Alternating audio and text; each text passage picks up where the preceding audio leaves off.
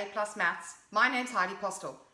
Today I'd like to continue on from our spanning trees and do the minimum spanning tree using Prim's algorithm.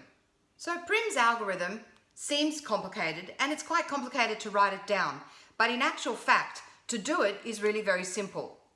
Let's look at an example. Let's find our minimum spanning tree using Prim's algorithm. Prim's algorithm starts, step 1, pick any starting vertex. I'm going to pick A, only because it's on the left, no other reason. You want to pick G, you pick G. Makes no difference. From A, I need to find the edge with the smallest weighting to now go along to get to another point. I'm going to pick B, because that's got 2. If I go across there, that's got 3, and 3 is bigger than 2. So that's my smallest weighting. Now this is where it gets a little bit tricky. You now are coming from either A or B. You are now at either A or B. Look at all the branches coming out of A and B, which is 3, 4, and 3. And you need to pick the smallest branch. Of course, I have 2 branches now that are the smallest. I have either D, which is 3, or this one going to E, which is 3. It doesn't matter which one I pick first. I can pick whichever one I like. So I'm going to pick this one to E. If you pick that one to D, in the end, you will get a correct minimum spanning tree. I've now got A, B, and E. Look at all the edges going out of all of those vertices and see which next edge is the smallest weighting. I now have 8 going to F, 1 going to C, and 3 going to D. Hopefully everybody will agree that the one that's the smallest is this one going to C. Now I have my edges, my vertices that are now at the end. I have A, B, C, and D. I can't go from B to C because that would make a loop. Remember, a minimum spanning tree cannot have a loop. So I need to look at E. If I draw that, that won't get a loop. If I draw from C to F, that won't give me a loop. From C to D, that won't give me a loop. And from A to D, that won't give me a loop. Which one of these has the smallest weighting? 3, 5, 6, 8. So this one here would be my smallest weighting, and that's to D. Now I have to look at my ends. I've now got D, it has a weighting of 7 to F. C has a weighting of 5 to D, but if I connect those, I would get a loop. So I can't choose that as one of my options. So at the moment, I've only got from D to F. C to F is 6, E to F is 8. So I'm going to obviously choose C to F because that's the smallest out of 6, 7, and 8.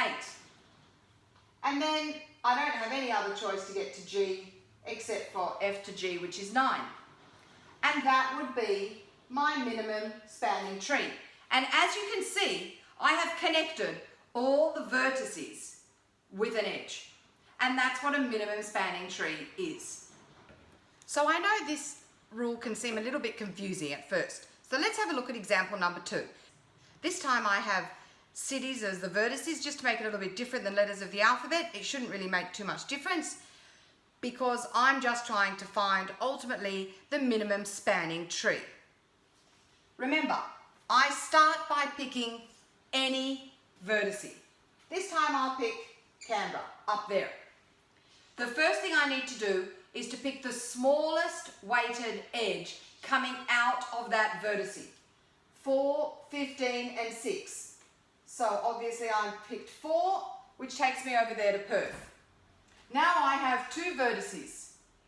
I need to look at all the edges coming out of those 2 vertices and figure out which one has the smallest weighting. So 12, 9, 6, or 15? Well, I think that 6 is the smallest, and that would take me from Canberra to Melbourne, and that has a weighting of 6. Now I have 3 vertices with edges coming out of them, and I need to find the smallest edge. Let's try this again. This time Melbourne has 10, 8, 9. Canberra has 15, and Perth has 12, well, 9, and that's it. So the smallest one was from Melbourne to Brisbane, which is 8. Now I need to continue to look. Melbourne is 10, Brisbane 5, 3. I can't pick 12 because it would give me a loop. So my minimum weighted edge coming off all of these would be 3 to Adelaide. And then the smallest one coming out of these, 5, 10, 4 is 4 around there. And of course, I have connected all the vertices using an edge, and that red root would be my minimum spanning tree. Because you're allowed to pick any vertice first, if you, sitting at home, had picked Melbourne first, it is possible that your minimum spanning tree looks a little bit different to mine, but it will still be a minimum spanning tree. So don't be too worried. Again, thanks for watching. I hope you enjoyed the video. Don't forget to share, like, and subscribe below.